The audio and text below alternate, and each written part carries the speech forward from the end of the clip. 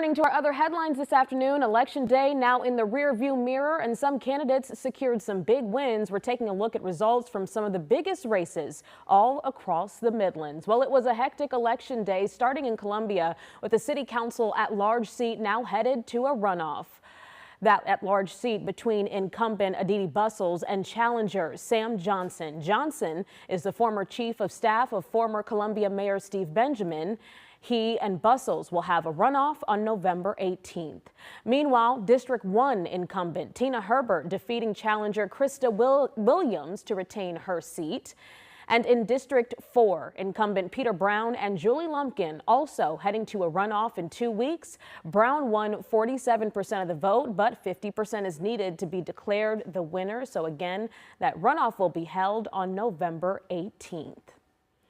Well, continuing our election coverage in the Midlands, current Mayor Daniel Rickaman will be a second-term mayor. He defeated Jessica Simmons and Wade Fulmer Jr. last night. Rickaman, who first won back in 2021, stopped by the studio speaking with our Judy Gatson about his top priorities over the next 4 years, which includes public safety here in the city. Well, always public safety is number one, just because without that, you don't have safe neighborhoods, you don't have safe businesses, and we need both of those to happen. Obviously, I think affordability in our housing, we've got to have housing, and that affects our unsheltered, which is probably going to be our top priority going into this next session, because we've got to do something different. We've seen an increase of homelessness, and it's really teeter-tottering with our businesses and our residents. So we've got to address the issue. And then lastly, I think we're going to continue to focus on economic growth. I mean, we have 2,100 empty lots across our city. We've got a mile in diameter of empty parking lots. Those all could be buildings and things that really could, businesses, housing downtown. The more people we have in the core, the more hotels we're going to have, the more restaurants, the more retail, and guess what? More tourism. And our tourism, 16.4 million visitors right now, only 5.5 million spend the night. What if we could get that to 8? Think about the impact that would have. Well, we will continue our election coverage in just a moment, but let's get a check of your first alert forecast this afternoon with meteorologist Sandra Brogan giving us an update. Sandra, another beautiful day ahead for our Wednesday.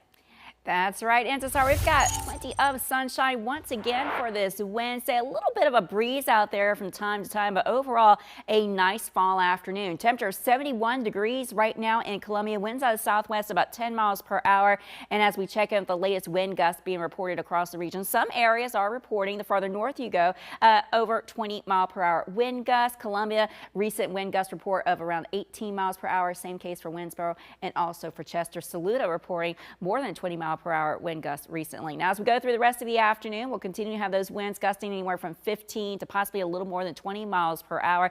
That's because we have a front approaching the area. Now, we're not going to see any rain with this front, but it will keep our temperatures from warming more than where we are today for tomorrow.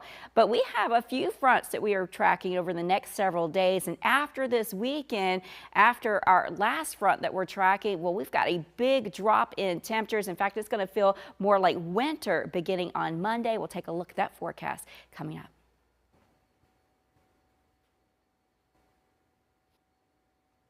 Continuing our 2025 municipal election coverage, a primary runoff in Lexington County between two candidates looking to replace former state representative R.J. May. Now, May resigned from his seat earlier this year before pleading guilty to 5 counts of child sex abuse charges. John Lastinger is the projected winner for the Republican runoff race.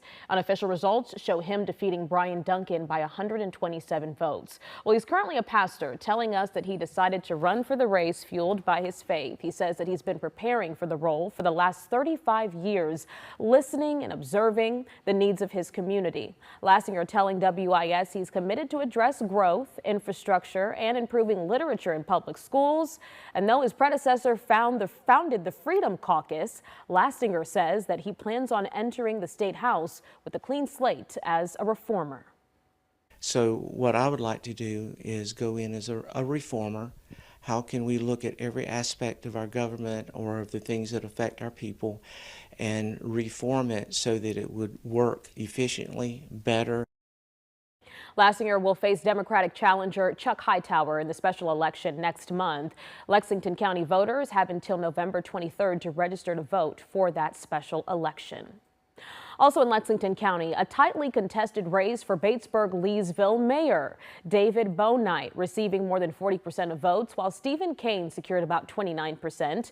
Meanwhile, both Greg Mosley and Larry McConaughey now getting less than 20% of the vote, with none of the four candidates reaching that 50% threshold. Bouknight and Kane will now face off in a runoff again that is set for November 18th. Looking at the town of Chapin council race, Ainsley Boast and Warren Burritt are the projected winners of the race, each getting over 30% of the vote. They defeated incumbent Greg White along with Jerry Taylor. Meanwhile, Bill Mitchell projected to become the next mayor of Chapin, winning by a large margin over Ron Cawley. Mitchell will look to replace the town's beloved former mayor, Al Kuhn, who passed away just last month. Kuhn's family did endorse Mayor Pro Tem Greg White as a write-in candidate, but according to scvotes.org, write-in candidates only received about 25% of votes. Well, taking a look at the race for the St. Matthews District 5 Town Council seat, incumbent Virgil Jacobs, now that projected winner, securing over 71% of votes. He defeated challengers Donald White and Susie Cunningham. And over in District 1 in Calhoun, incumbent Marla Riley also projected to keep her seat. Riley receiving about 61% of votes compared to Linda Archie Simmons, who received about 39%. Of course, be sure to download our WIS News 10 app for all of these election updates as we continue to learn more from yesterday's election day and those results. Scan that QR code there on your screen, taking you directly to your phone's app store.